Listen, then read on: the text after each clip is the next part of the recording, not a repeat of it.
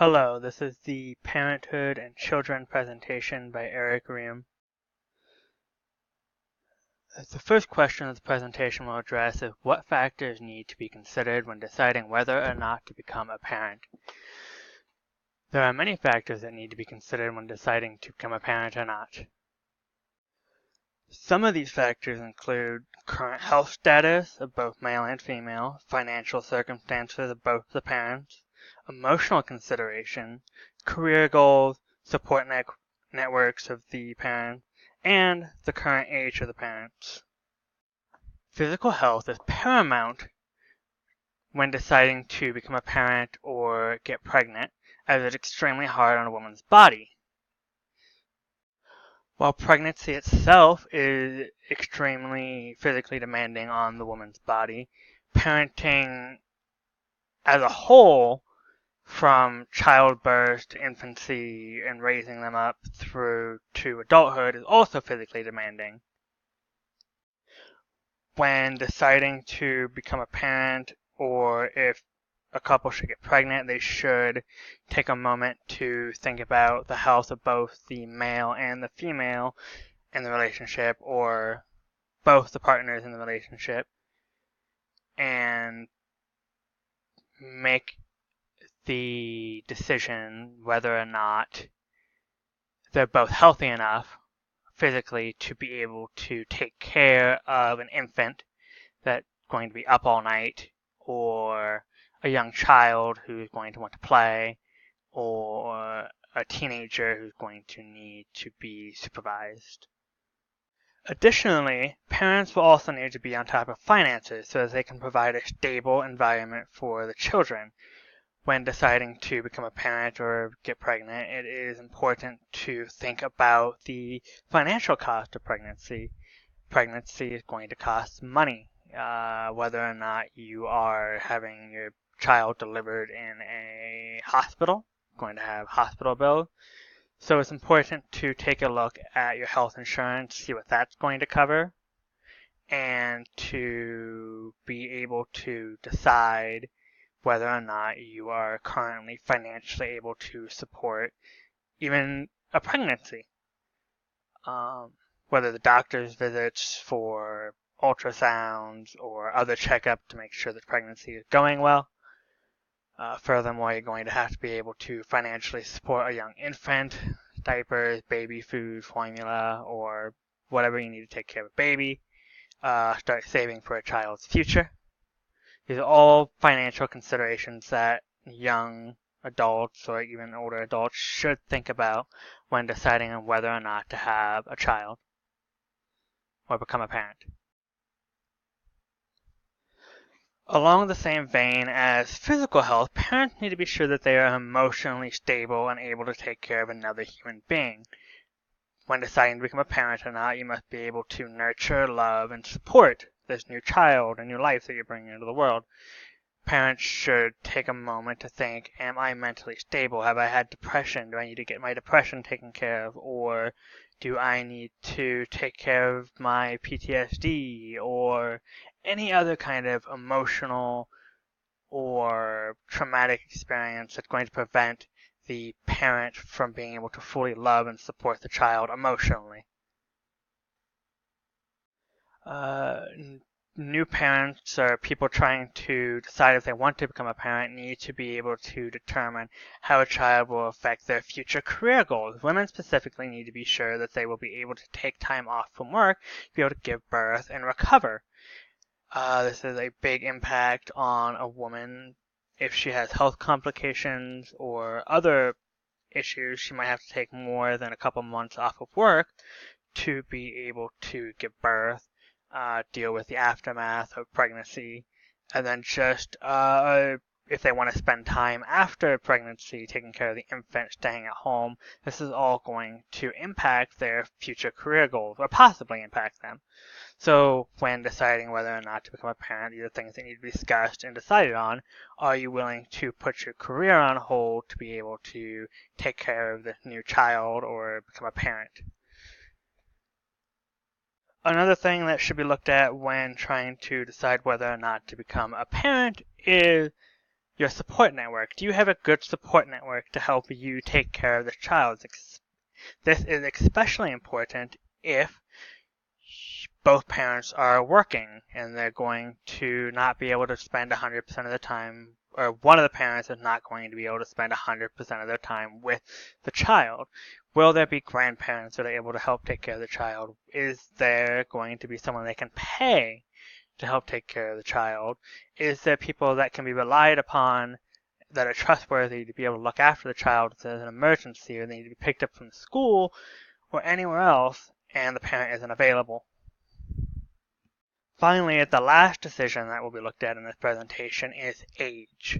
Age is extremely important, not just for women, but for men too. Both men and women's fertility rates lower as they grow older. Women have a biological clock that eventually will run out and they will no longer be able to have children. This is just a fact of nature. Men have lower fertility rates as they grow older and it will be harder to conceive with their partner if that is the situation.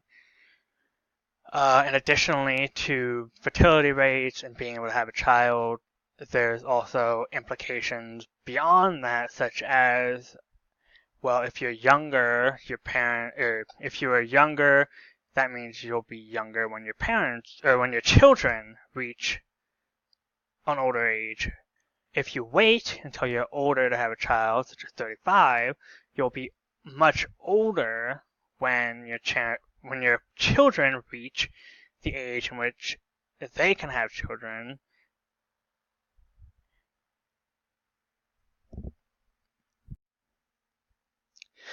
Another question that we're going to address in this presentation is how have trends in parenthood changed? Well, there's a couple trends that I was able to find. Conception rates per 1,000 women in the last 60 years have decreased significantly from 120, or approximately 120, to just over 60. That means for every 1,000 women 60 years ago, 120 of them would be pregnant, and now only 60 are. That's almost a 50% decrease. More and more women are not only waiting to have children, but having less children in total, according to the book Alumina, Reidman, and Stewart. Until recently, the vast majority of pregnancies occurred when a woman was in her 20s, or early 20s.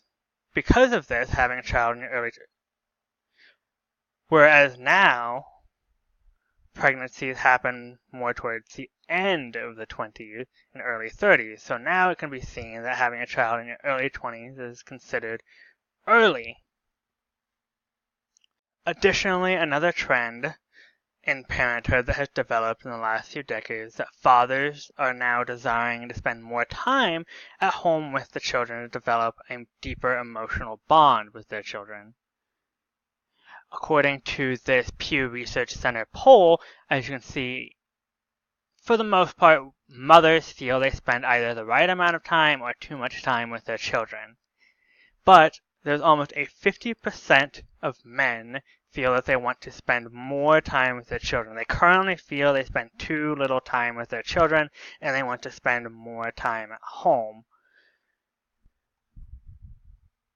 Another trend spotted in parenthood is that after decades of decline, stay-at-home mothership has increased in recent years, which means one of the parents is able to stay at home and spend full time taking care of the children. It has gone from, in 1967, it lowered all the way up until the last year's early 2000s. And then since then it has steadily increased or stayed consistent. What are some of the advantages of being a parent in the 21st century? There's many pros to being a parent in the 21st century. The vast array of technological advances bring with them an untold multitude of ways in which we can better care for our children. Take a search engine, for example. Any health question can be asked of the internet, and with a little bit of research, a reliable answer can be found to help take care of your children. WebMD, any other kind of health website or childcare website will help provide good information for taking care of children. Modern health standards have also increased to help keep children safe, whether it's toys or food or other thing. Technology allows parents to keep better track of their kids and stay in contact with them through things such as cell phones and other smart devices, which allows them to stay connected. Television and other entertainment devices give parents an easy way to entertain children that is not physically demanding on the parent. Again, should be used in moderation, but it is a benefit. Healthcare in the 21st century is better than it has ever been in the history of mankind. It can help treat sick children, take care of a woman in a pregnancy so that she can have a healthy delivery.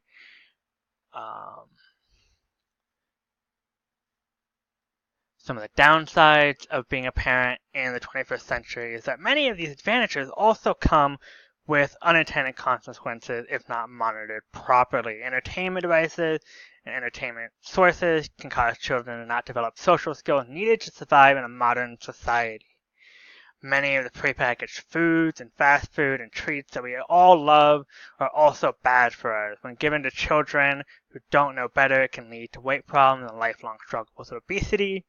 And finally, access to the internet and social media for children can be overwhelming. Children aren't fully able to understand the ramifications of talking to a stranger online.